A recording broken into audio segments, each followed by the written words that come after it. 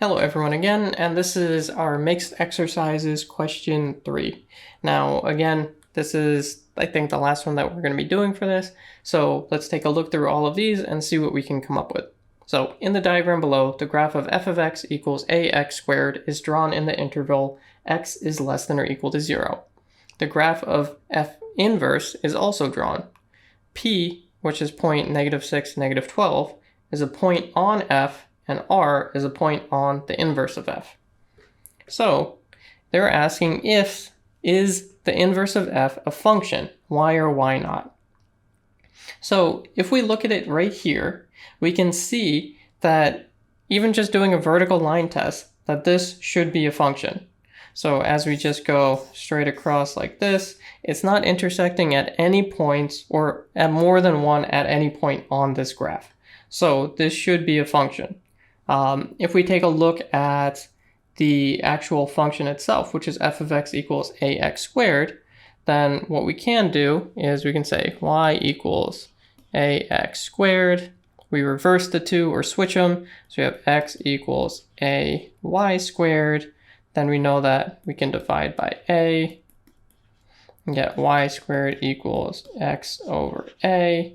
And then we just take the square root and we get y equals the square root of x over a. And for this, we take a look and they said that it's from x less than or equal to 0. So this would be negative over there.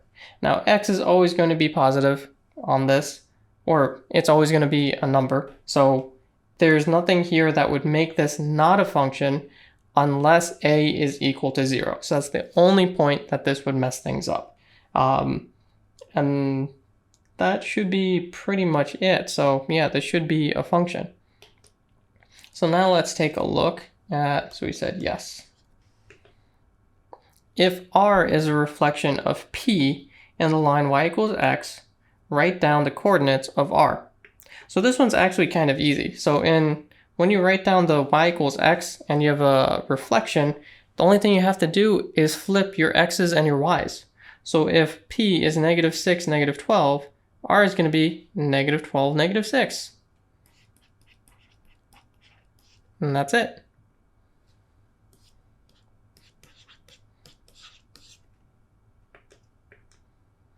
Now we get to the next question. Let us see. Right here. Calculate the value of a. So we had f of x equals ax squared. But then they also told us that it has a point p, which is -6, -12. So all we really need to do is plug p in. We get f of -6 equals ax, or a times -6 squared, and this is going to equal to -12. So let's see what we need to do in order to make this true. So we have a times -6 squared is 36, and this is going to be equal to -12. So now we just divide by 36 on both sides, and then we get a equals -12 over 36, which is the same as -1/3. So now we know what our a is for our function. We can actually come back to the top here and put -1/3 x squared. That makes that a little bit easier. And over here we'd have y equals -x over -1/3. So this would be equal to negative. Now, since x is by itself, it's considered 1. So 1 divided by -1/3 is just -3. So it'd be -3x. And again, we're looking at this where x is negative. So since x is supposed to be less than or equal to 0, this is completely fine because a negative x will combine with this -3 and give you a positive number in the square root sign, and then that will make it a function. So this can add on to our is this a function or not. So first we said passes vertical line test. And as long as x is less than or equal to 0, the square root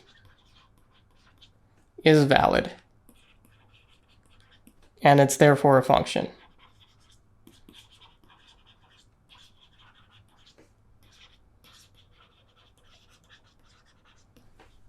Okay, so let's see. We got our answer over here. This one was pretty easy. We got our value of a, which was -1/3.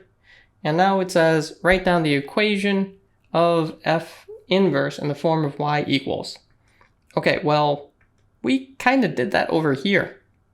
So it looks like we got a little bit ahead of ourselves. So we had it. All we need to say is y equals negative root of -3x. If they wanted us to do the work, I mean, we have the work up there. We can just bring it down here if they want. But as you can see, this is, well, this was a little bit easier mixed exercise than the rest, but none of this is too hard. It's everything you've done before, everything that we showed you how to do. But if you have any questions whatsoever, don't hesitate to ask us in the Ask a Tutor function or to ask us in the live lessons. We'll be happy to help you. I hope you guys had fun during this entire function exercise or topics, and I will catch you guys later. Bye.